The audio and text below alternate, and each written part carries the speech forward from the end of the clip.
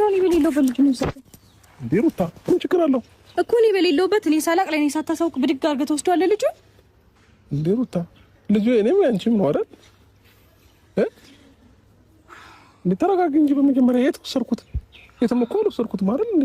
ለምን ነው ስልክ ማታነሳው ስደውልልሽ እንዴ ቪዲዮ እየቀረጽን ስለነበር አላየሁትም ስልክ የመደወሉንም ሳይለንት ነው ሲጀመር እንዴ እሺ እንደዚህ አስደነግጠሽ ምንድነው ነው እንዴ ሩታ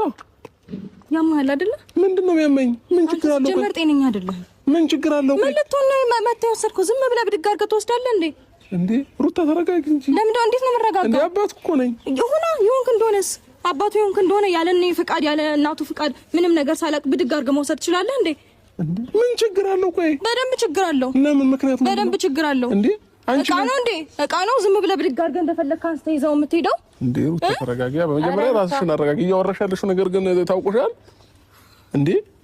አንተ ሲጀመር አንተ ጤነኛ አይደለም አምሮ ልክ አይደለም ይሄ ልጅ ላንቺም ለኔም ልጃችን ነው እኮ አይደል እንዴ እኮ ለሁለታችንም ልጃችን ነው አይደለም ስለዚህ አንቺ እንደምታስቢለት ምንም ማስበለት አታውቅም አታስመስል አንተ ልጁን የምትፈልገው ይሄ ልክ እንደ ይሄ ለመንከባከብ ምናምን አይደለም ሾው ለማድረግ ነው የምትፈልገው ልጁን ሾው ለማድረግ አንተ ሪል አባት ሆነህ አታውቅም ሩታ ግን ጤነኛ ነሽ ያማታል እንዴ ሩታ ተረጋጊ እንዴ ከኔ ጋር እንጂ የሆነ ከወንበዴ ጋር ያረክሻት መሰለሽ ከአባቱ ጋር ነው አይደል ያለው ከአባቱ ጋር ነው አይደል ያለው እኔ ደግሞ ልጄን በፈለኩት ታይም መምጣት የመውሰድ መብት አለኝ ያረጋጓት ጨቃጨቁ የለህም እውነት ለመናገር ስማኝ እኔ መልካም ነገርን ጥሩ ነገርን መርጬ እንጂ እንደፈለክ እንደቃ ብድግ አድርገው የመውሰድ መብት የለህም እንዴ ነው መብት የለኝም ገባህ አይደለ አስፈላጊም ከሆነ ደግሞ በፊት የሄድንበትን ሂደት መሄድ እንችላለን አያቅተኝም ገባህ ጥሩ ነገርን ሰላምን መልካም ነገር ይሆናል ብዬ ነው እንጂ ምን ሆነ ልጁ